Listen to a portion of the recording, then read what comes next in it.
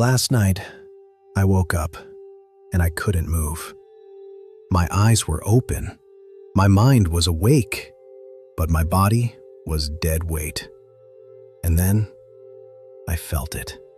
Not a dream, not imagination, a presence right there in the corner of my room.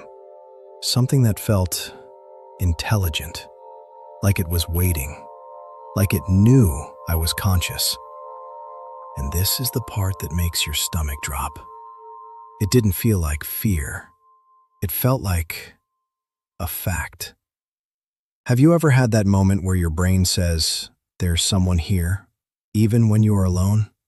Because if you have, you already know how specific it is. Not vague, not spooky, specific. The air feels different, heavier, like the room is holding its breath. And then, your chest.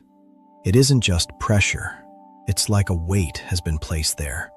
Not enough to crush you, just enough to remind you, you are not in control. You try to move your arm, it doesn't respond. You try to lift your head, it feels glued to the pillow. You try to speak, and your throat gives nothing. So you lie there, frozen, watching your own bedroom turn into a trap. Now listen carefully. Here's the question nobody asks. If this is not real, why does it feel more real than real life? Why do people from completely different countries, different cultures, different beliefs describe the same thing? The same presence, the same corner, the same chest weight, the same terror. And here's a detail that makes it worse. People don't just say, "I was scared." They say, "I knew something was there." Not "I thought," not "I imagined." They say, "I knew." That certainty is what breaks you. Because you can doubt a dream, but you can't easily doubt certainty. Let me walk you through it, because this experience has a pattern, and once you see the pattern, you realize something. It usually starts with a tiny mistake. A normal night, a normal bed, a normal room. And then, you wake up at the wrong angle, at the wrong moment. Not fully awake, not fully asleep. Just enough awareness to notice something is off. At first you think, why am I awake? Then you think, why can't I move? Then your chest tightens and the room goes quiet. Too quiet. And that's when the brain does something brutal. It tries to answer one question. What is the threat? Because your brain can accept a lot of things, but it hates uncertainty. So it scans. It scans the room like a radar. And when you cannot move, your brain scans harder. Because if you can't run, the only thing you can do is detect. And that's why the presence shows up. Not because something entered your room, but because your brain decided the feeling needed a source. Now I want you to notice where the presence usually is. Not in the middle of the room. Not right in front of your face. It's almost always an edge, a doorway, a hallway, a corner. Because corners are where your mind hides danger. Corners are where your eyes struggle. Corners are where your attention sticks. So your brain fills in the missing details. And what does it fill it with? A human shape. Because your brain is obsessed with faces, even when there's barely any information. It would rather see a face that isn't there than miss a face that is. Now listen, this is where it turns from creepy into personal. Because the presence doesn't just exist. It feels like it has intention. It feels like it is watching. It feels like it is waiting. It feels like it's deciding whether to move. And here's the sick part. The more afraid you get, the more real it feels. Because fear is like turning the volume up on every tiny signal. A floor creak becomes a footstep. A heater click becomes a whisper. a shadow becomes a shoulder, and your own heartbeat sounds like someone else breathing. Some people even hear their name. Not a clear voice, not a normal sound, more like a thought that doesn't feel like yours. And then you try to fight it. You try to force movement. You try to punch your arm awake. But the harder you fight, the more trapped you feel. Because your body isn't listening yet. So your brain makes the simplest conclusion: I am being held. And that's when the story becomes dangerous.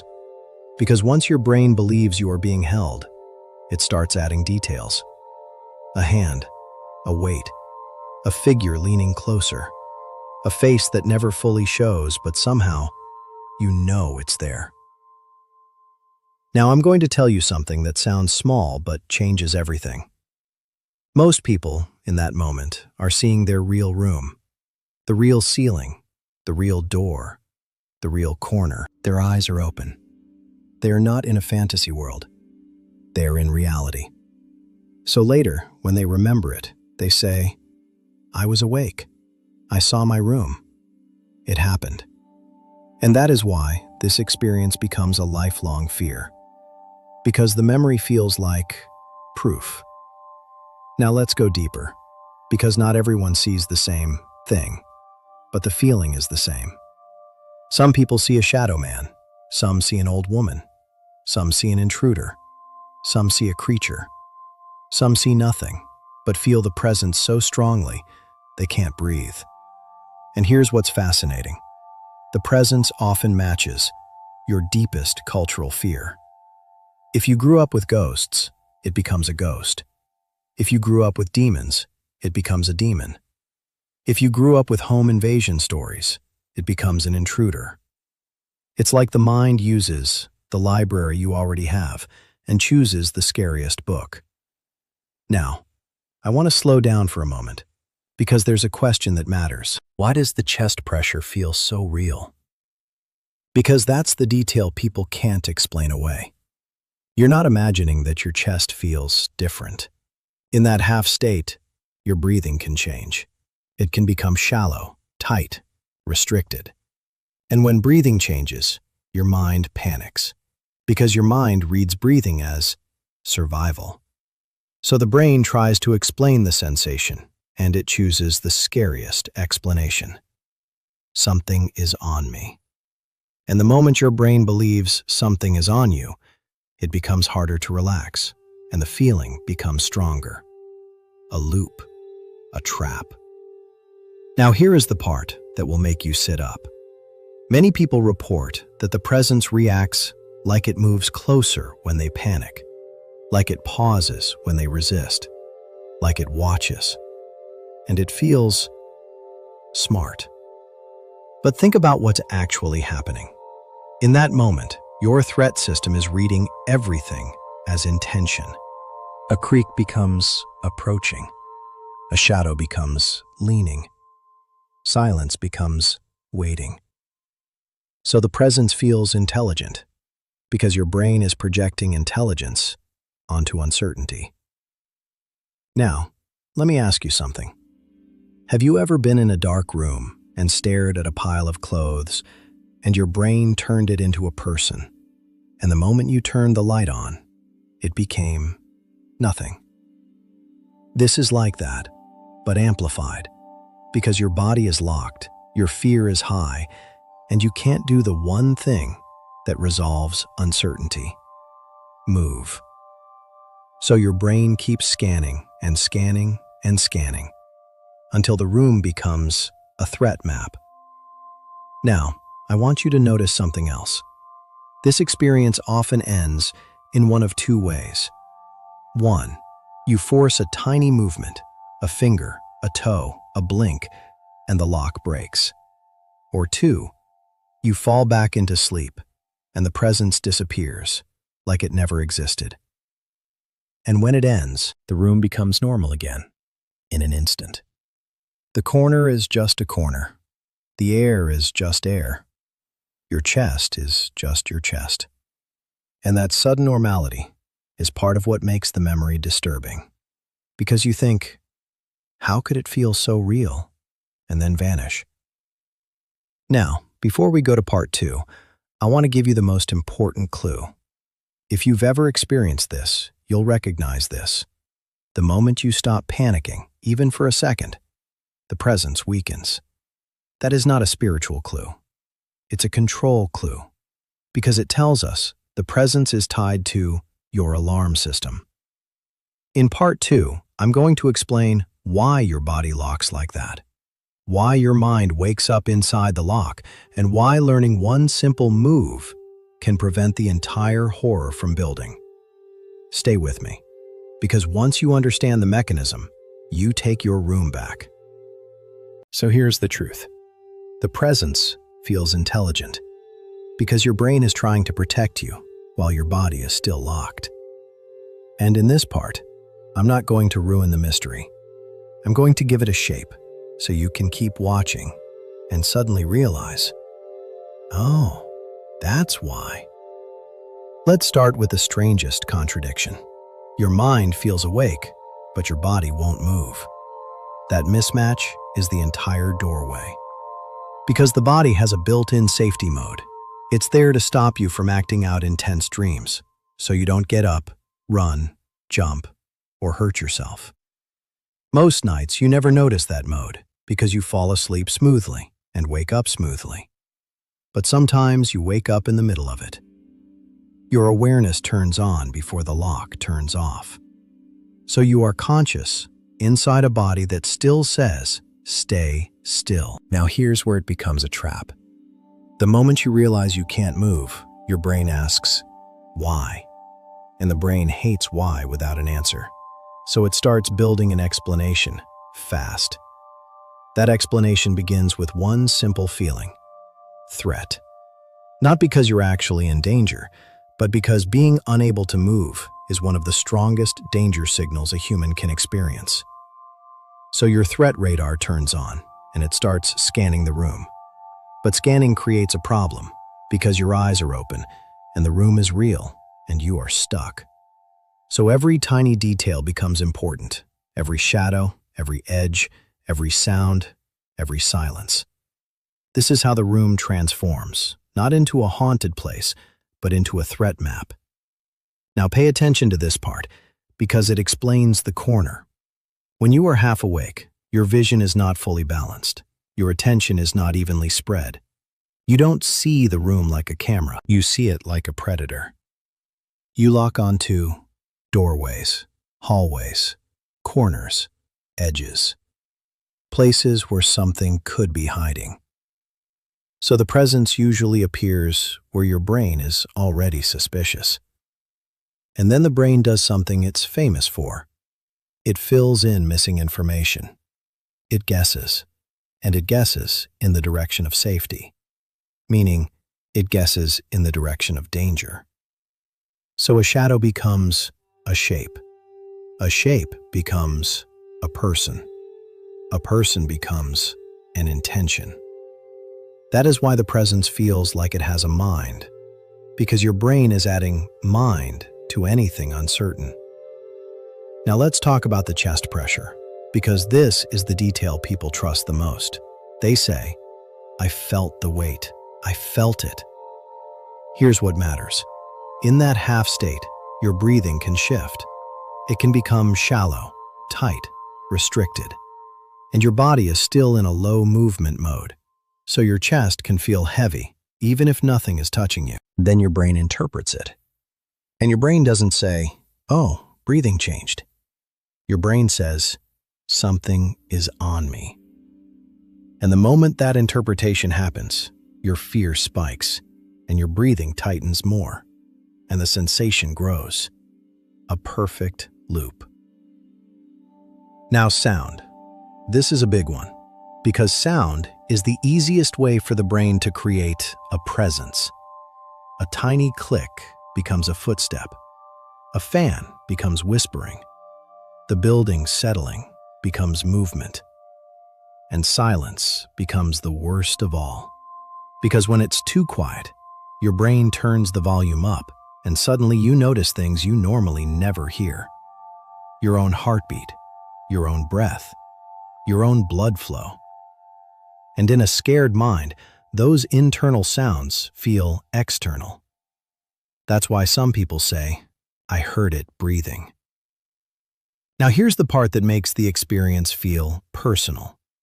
Many people describe that the presence reacts like it comes closer when they panic, like it pauses when they resist, like it watches when they look. But what's really happening is subtle. When you panic, your attention narrows. You stop scanning the whole room and you lock onto one place. So the presence feels closer because your attention is closer. When you resist, you focus on your body, on your breath, on one small movement. So the presence feels like it pauses because your fear loop pauses. So it isn't a creature moving, it's your brain changing the camera angle. Now I want to give you a very important trick that keeps people watching because it flips the experience. Think of your mind like a movie editor. When you're fully awake, the editor is strict. It cuts out nonsense. It keeps reality clean. But when you're half awake, the editor is weak and your threat radar is loud. So the editor accepts a terrifying storyline because it matches the feeling. That's why this experience feels more real than a dream. Because the room is real and the emotion is real. Now let's go one layer deeper. Because you might ask, okay, why does this happen to me and not every night? The answer is simple. Your system becomes more vulnerable when your sleep is fragile, when you're exhausted, when you've been stressed, when your schedule has been irregular, when you've been sleeping too late, when you've been waking up too early, when your mind has been on high alert. Not because you're broken, but because your system is running hot. And here's something most people never connect. The more you fear this happening, the more likely your brain will scan for it, and the more likely you'll notice the early signs. So the fear of it can become part of what invites it. Now, I'm not saying don't be afraid. That's not helpful. I'm saying if you learn the pattern, you can interrupt it before it becomes a full horror scene. So here's the pattern. Listen for these early signals. 1. You wake up suddenly and feel slightly stuck. Not fully, just delayed. 2. You feel a strange heaviness or tightness in your chest. 3. Your attention rushes to the edges, door, hall, corner. 4.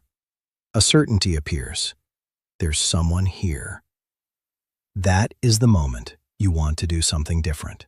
Because once the certainty locks in, the presence becomes harder to ignore. So what do you do right there before it grows? You do not fight the whole body. You pick one tiny movement. A toe, a finger, your tongue against your teeth, a slow blink.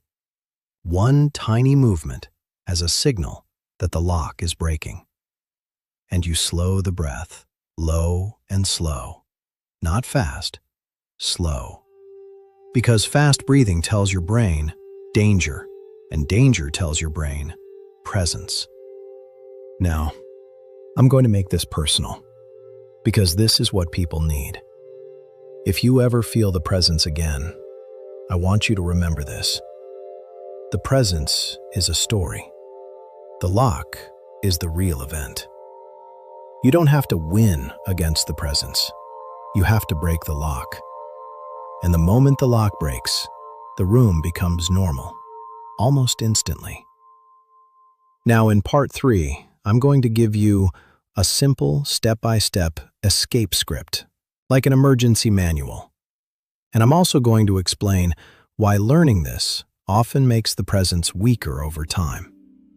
Stay with me, because part 3 is where you take your power back. Now we finish this with a simple rule.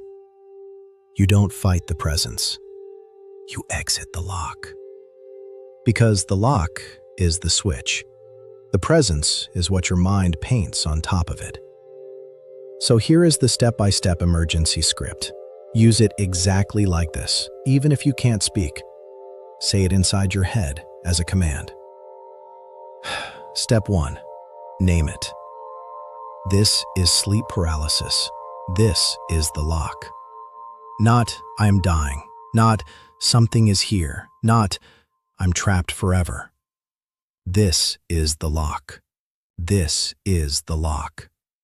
Because naming it cuts the story and lowers the alarm. Step 2. Stop trying to move everything. People lose because they try to lift the whole body. They try to sit up. They try to turn their head. They try to throw their arm. That makes panic explode, and panic feeds the presence. So you pick one tiny movement. One. A toe, a finger, a slow blink. Your tongue pressing against your teeth. And you repeat that tiny movement, like tapping a code. Tap, tap, tap. Because tiny movement is a signal. It tells your system, we are switching modes. Step 3. Breathe low, breathe slow. Not fast, not big, low and slow. In through the nose, hold, out slowly. Because fast breathing says danger, and danger says presence. So you do the opposite. You breathe like you are safe, even if you don't feel safe yet, and your body will start believing you. Step 4. Don't look for it. This is the hardest step, because your eyes want to confirm, your mind wants proof, your fear wants a target. But the moment you hunt the presence, you feed it attention, and attention gives it shape. So instead, you move your focus to something boring. Count the breaths, count the seconds, count the tiny taps. Boring focus breaks the horror loop.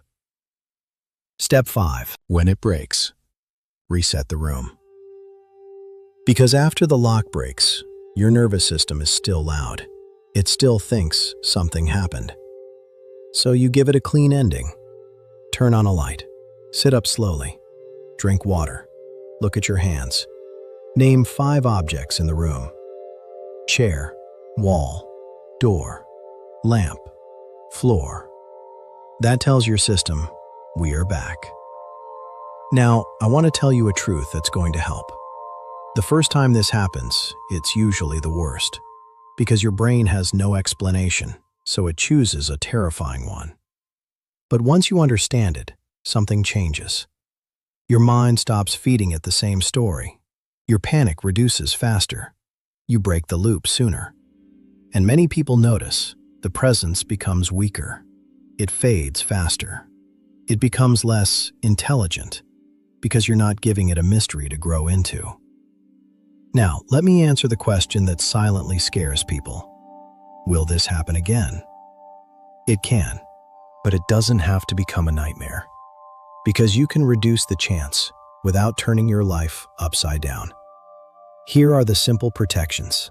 Not complicated, not perfect, just effective. Protection 1. Don't let sleep get fragile. When you're exhausted, your system is more likely to glitch. So if your sleep is irregular, tighten it a little. Not perfectly, just a little. Same bedtime window, same wake window. More consistency than chaos. Protection 2. Lower night stress before bed. Not fix your life, just downshift. 10 minutes, no scrolling, dim lights, slow breathing, warm shower, a calm audio. You're telling your body, we are safe enough to power down. Protection 3. Limit the triggers that push you into the half state. Late night stimulants, heavy meals, falling asleep on your back if it triggers you, sleeping in a new place when you're already anxious. You don't have to fear these, just notice patterns. Because patterns give you control. Now, I want to give you something even more powerful.